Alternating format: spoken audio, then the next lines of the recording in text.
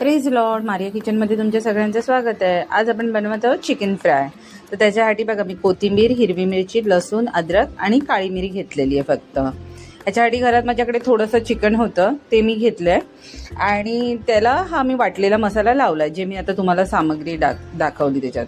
Actually आम्ही दोघंच असतो त्यामुळे आम्हाला हे पुरेसा आहे आणि हे छान लागतं। तुम्ही खिचडी, वरण, भाताबरोबर छान लागतं।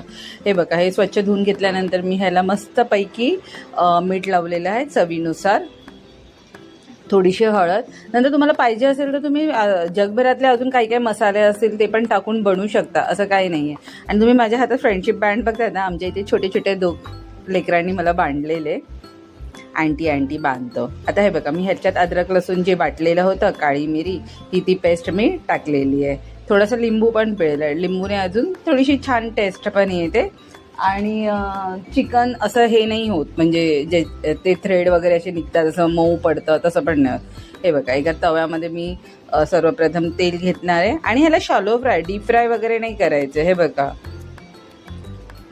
ह्याच्यात थोडा कढीपत्ता टाकलाय, कारण कढीपत्ता मला खूप सगळ्यात जेवणात खूप आवडतो, त्याचा स्मेल वा वा वा वा वा वा।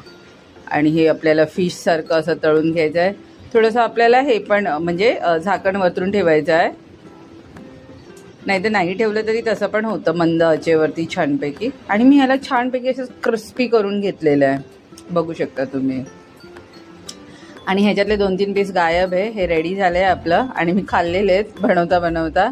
तुम्हाला कसं वाटलं सांगा मला आणि लाईक, शेअर आणि सबस्क्राईब करा। थँक्यू।